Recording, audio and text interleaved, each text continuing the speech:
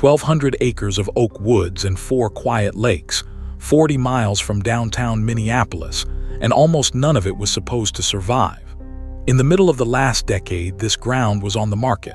It could have become subdivisions, driveways, lakeshore lots. Instead, a small city and a rural county spent roughly 10 years and close to $20 million buying it back piece by piece. This is the trail that decision paid for. Late summer, early September, and the light is already going gold.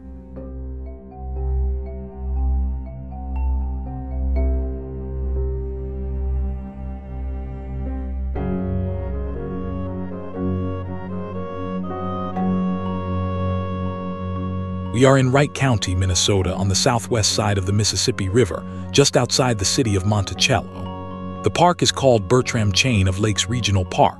4 lakes sit inside it: Bertram, Long, First, and Mud.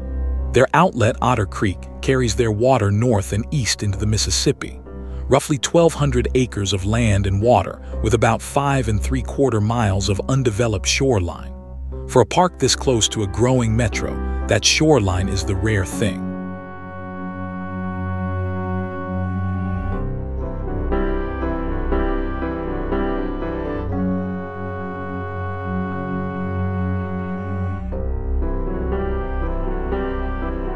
Notice the shape of the ground first, because the ground here is the whole argument.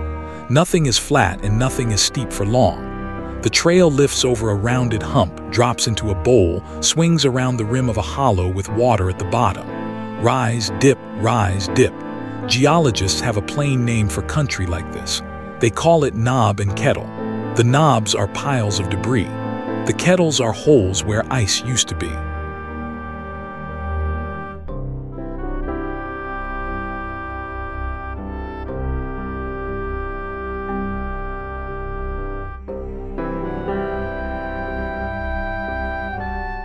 Everything you can see was delivered by ice.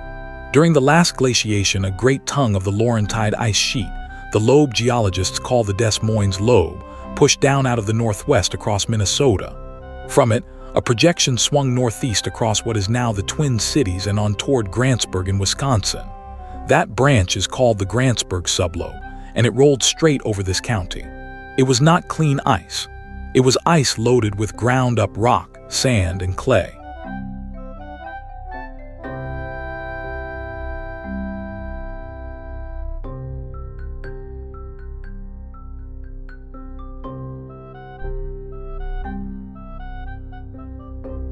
Look down at what the trail is made of. Sand, silt, and rounded stones, all of it mixed together with no sorting and no bedding, the way a shovel mixes rather than the way a river sorts. That jumble is glacial till dropped where the ice quit. Every cobble in this tread is a traveler. Some rode here from northern Minnesota. Some came from further out on the plains. The ice carried them and then simply set them down.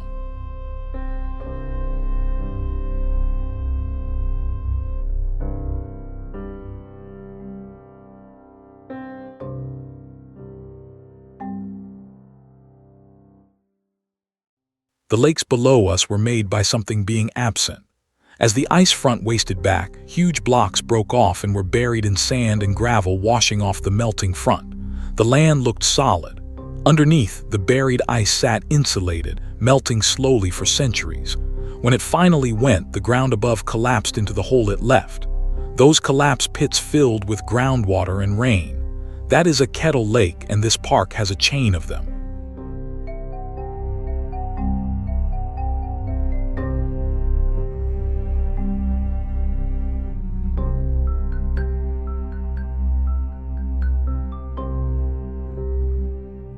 That is why these lakes look the way they do. They are not river lakes, wide and murky and moving. They are pits, deep for their size, 30 to 40 feet in places, fed by groundwater and connected in a chain. Long, Mud, and First drain one into the next, and Otter Creek eventually carries the water to the Mississippi. No houses on the banks. No docks, no seawalls, no lawns running down to the edge. Just reeds, then trees.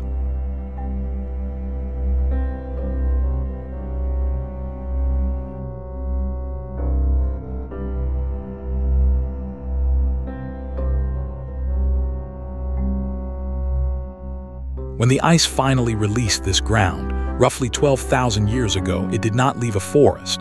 It left raw sand and gravel and cold standing water. The first plants were tundra plants, then spruce in dark stands over a landscape still stunned by cold. Slowly the climate warmed and the spruce gave way. Prairie pushed in from the west and southwest. Oaks pushed in behind the prairie. What we move through now is the truce line those two made.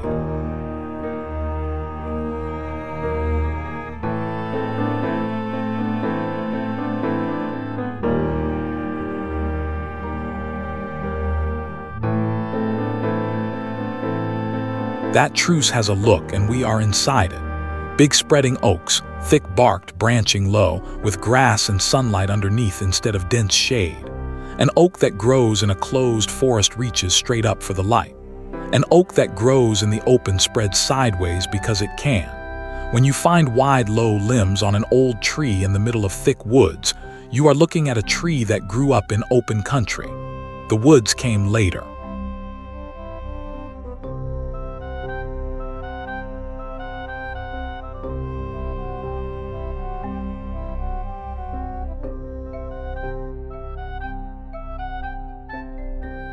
What kept it open was fire.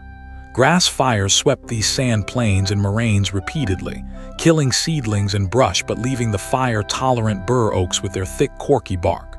Push a little east and north and you enter the big woods, a dense hardwood forest of maple, basswood, and elm that fire seldom reached.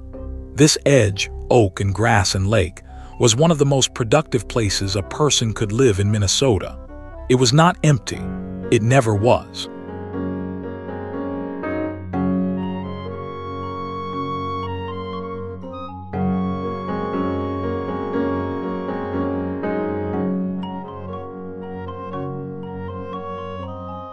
This is Dakota Homeland. The Dakota call this place Minnesota Makos, the land where the waters reflect the clouds, and it is not a name from a museum case.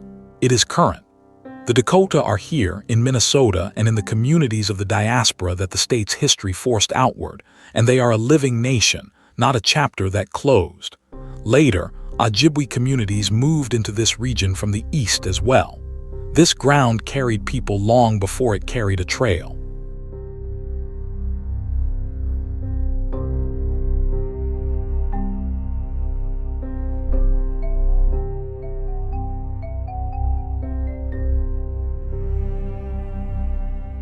Think about what a chain of clear Kettle lakes offered. Fish, waterfowl staging in spring and fall, deer and elk on the oak edges, berries in the openings. Sugar maple stands within reach for spring sugaring, marsh edges for reeds and rushes. This was not wilderness in the sense of untouched. It was a worked, known, managed landscape, burned deliberately, harvested on a calendar, walked by people who could name every one of these hollows. We inherited their map without the names.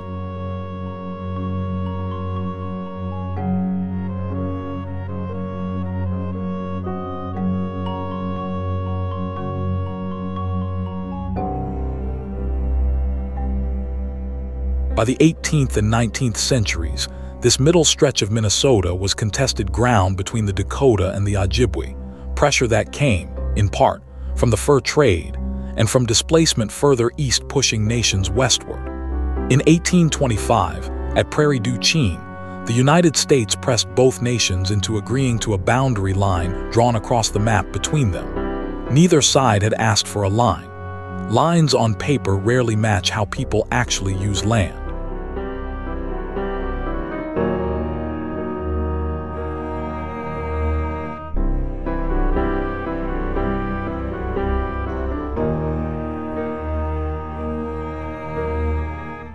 The Mississippi is only a few miles north of us, and the name itself is Ojibwe. Mississippi, the Great River. It was the highway.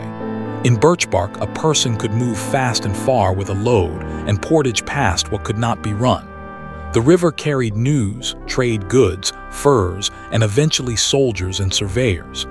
Everything that happened to this county later came up or down that water first.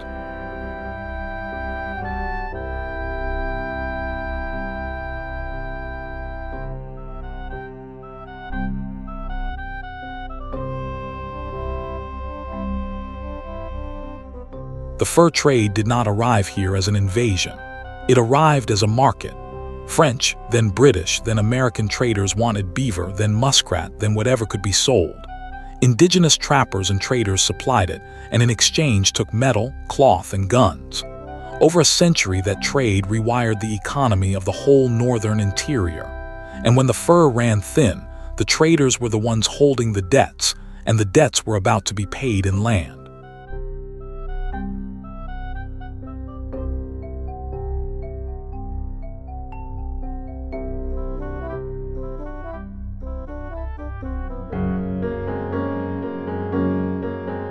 That is the machinery that quietly delivered this ground to the United States. Traders carried indigenous nations on credit. When treaty money came, trader claims were paid first, straight out of the top. It was not an accident of bookkeeping. It was the design. The pattern repeated across the upper Mississippi, and it is why the phrase land cession, spoken flatly, hides so much. There was very little that was voluntary about the arithmetic.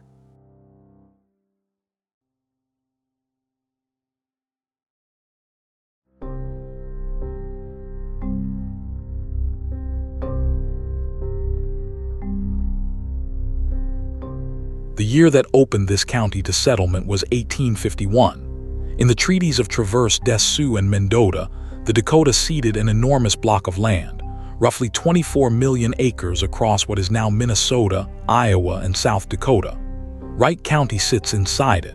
The price worked out to something like 7.5 cents an acre, and even that was cut into by trader claims. Before the Senate would ratify, it struck out the promised reservation land.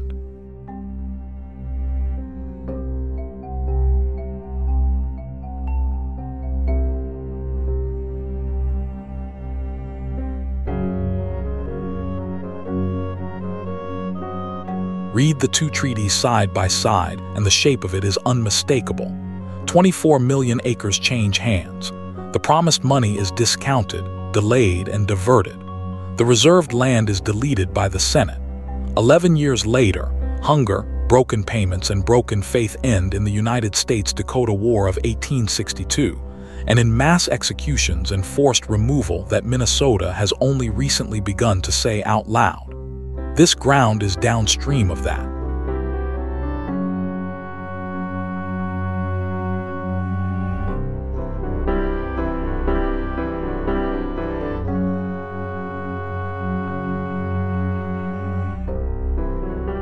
Then came the Surveyors, and they are the reason so much of Minnesota is drawn in squares.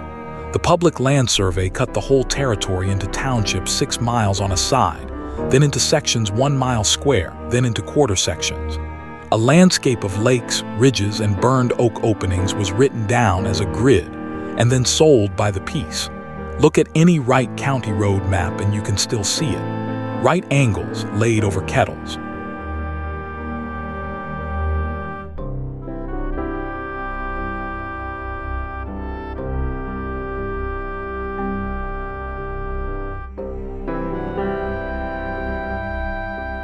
Those survey crews left something unexpectedly valuable. As they walked their lines, they wrote field notes, recording bearing trees, timber types, prairie, marsh, and burn. Ecologists still read those notebooks today to reconstruct what Minnesota looked like just before it was plowed. When restoration crews in this park decide what an oak savanna here should be, they can consult, in effect, the testimony of a man with a chain and a compass who stood in this county before there was a county.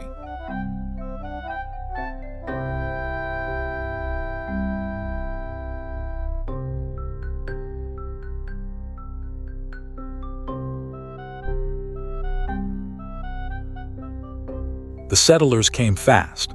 European-American claims went up near Monticello in the early 1850s. The town site was platted in 1854, and a post office opened in 1855. The place was incorporated in 1856. The name is Italian Monticello, Little Mountain, taken from a rise a couple of miles from town. Most of the early arrivals came out of New York, Ohio, and Pennsylvania, chasing the same thing everybody was chasing: cheap river frontage and good soil.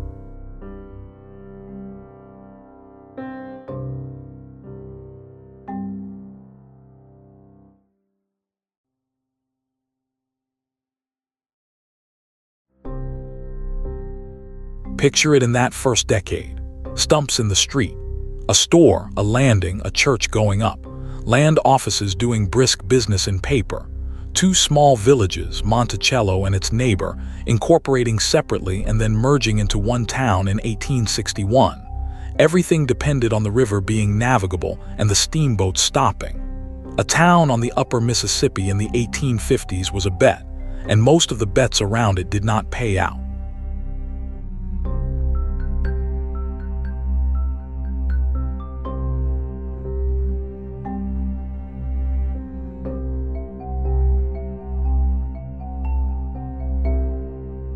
Monticello's bet paid, more or less.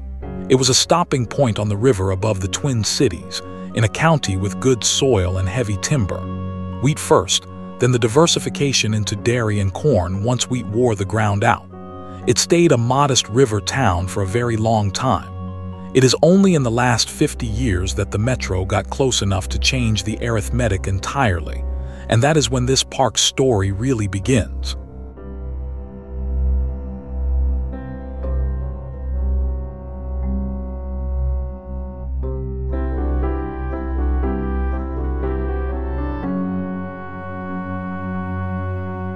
For a stretch of the 19th century, the Mississippi above St. Anthony carried steamboats, and every river town wanted the landing. Then the railroads came, and the river towns that got tracks survived, and the river towns that did not quietly stopped growing. The water that made these places suddenly mattered less than a set of rails. That reversal happened all over the upper Midwest, and you can still find the ghost of it in county maps full of towns that never arrived.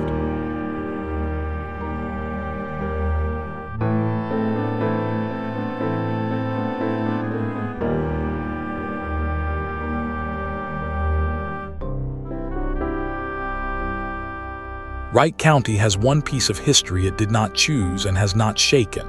In 1859, a man named Oscar Jackson was tried for the murder of an assessor named Henry Wallace, and a jury acquitted him.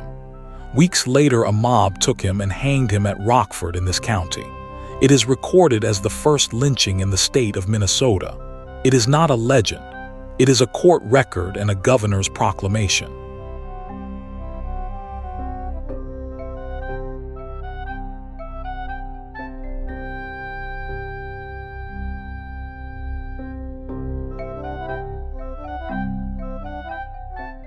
Governor Henry Sibley declared Wright County in a state of insurrection and sent in state militia, and the episode picked up the name it still carries, the Wright County War.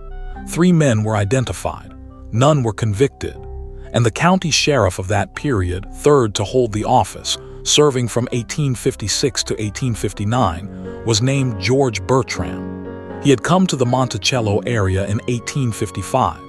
These lakes carry his name.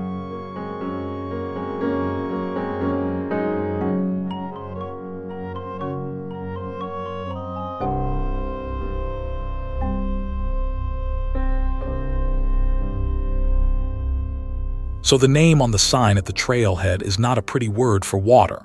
It is a man, and a man tangled in the ugliest thing that happened here. Places carry their names forward without asking whether they deserve them. It is worth knowing what you are saying when you say Bertram. It does not spoil the lakes. It just means the lakes are older and more complicated than the sign lets on.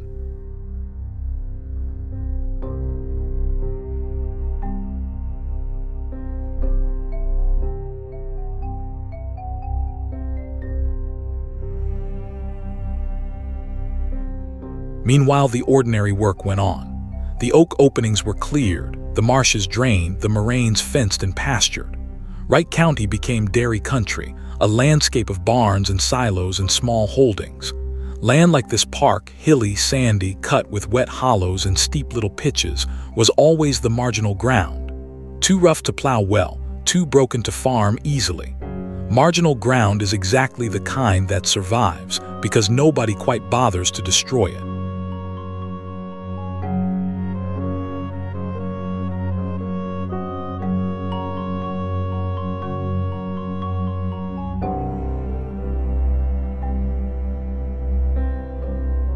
Then the 20th century came to the river, and it came with a very modern face. Just north of us, on the Mississippi at Monticello, sits a nuclear power plant. Its single reactor reached full power in early 1971, and it began commercial operation that June. It draws river water. It has shaped the tax base of this town for over 50 years. It is roughly 6 miles from where this trail is right now.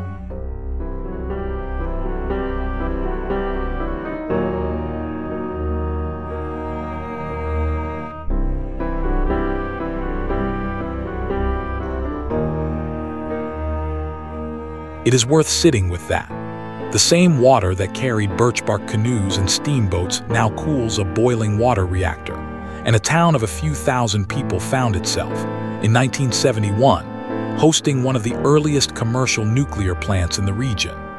Monticello is a small Minnesota river town with a nuclear plant on one edge and 1,200 acres of untouched glacial lakes on the other. Both of those facts are true at once.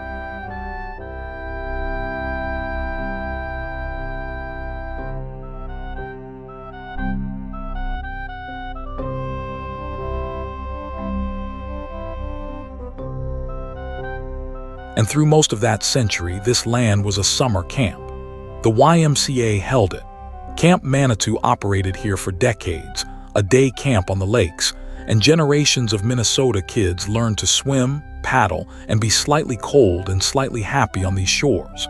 That is why the land was never developed.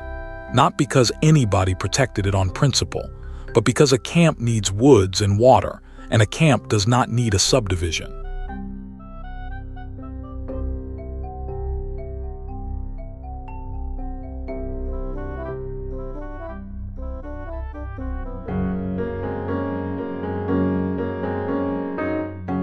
The YMCA of Minneapolis had assembled this property over many years, and that assembly is the accident that saved it. 4 whole lakes, undivided. Miles of shoreline in single ownership.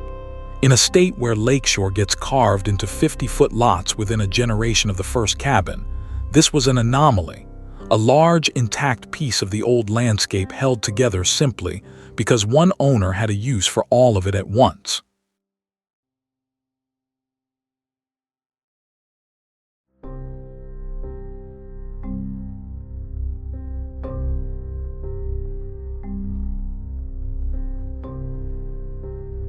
Then the YMCA decided to sell.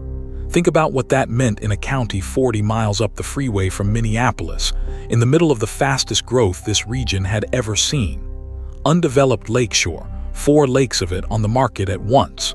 There is one obvious future for that land, and it involves cul-de-sacs. This is the moment where almost every story like this one ends badly, and this one did not.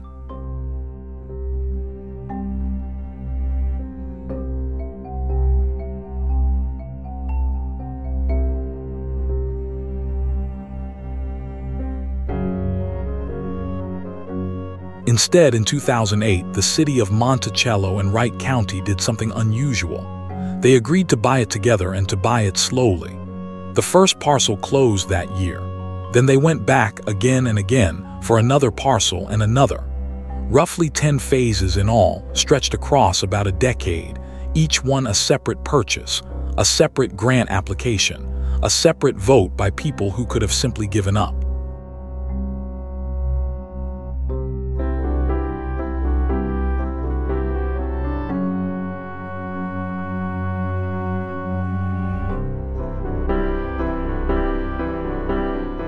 The money came from everywhere. Minnesota state lottery proceeds, the Parks and Trails Legacy Fund, from the sales tax Minnesota voters approved in 2008, federal land and water conservation fund dollars, state natural resources grants, city money and county money, real cash from 2 small budgets. All told, the project ran to roughly $19.5 million, and grants covered a bit under 60% of it. The rest came out of local pockets.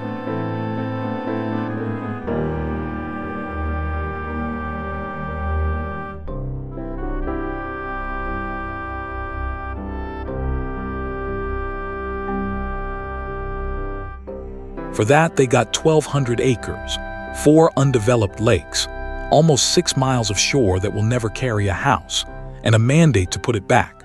Prairie is being restored on the old fields.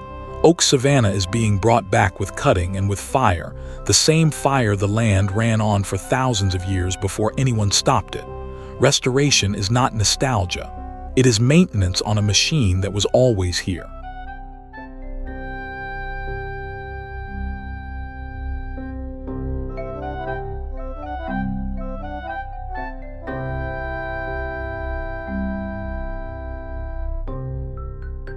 And they built trails, about 7.5 miles for walking and around 14 miles of single track that Minnesota Off-Road Cyclists, MORC, helps build and maintain with volunteers who show up on Wednesday evenings all summer to move dirt for free.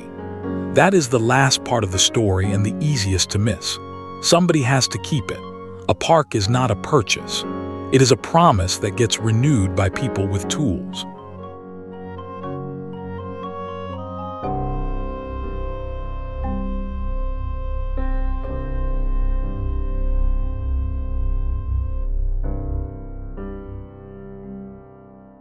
Which brings us to now, early September in Minnesota, and the year is turning over. Goldenrod is up along every opening. Cicadas are still grinding in the afternoon heat, but the crickets have taken the evening. The oaks are just beginning to go dull bronze at the edges. On the lakes, birds are staging, filling up before they go south. The light is coming in low and sideways through the trunks, and it is warm and it will not last.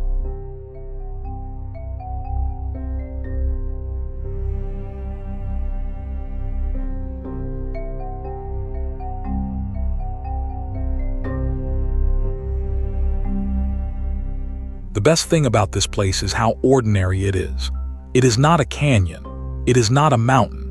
It is 1,200 acres of Kettle lakes and oak scrub outside a small Minnesota town, and its greatness is simply that it still exists because 2 local governments chose for 10 straight years to keep paying for it. Anywhere you live, something like this is for sale right now. Thank you for watching. Follow for more trails of the world.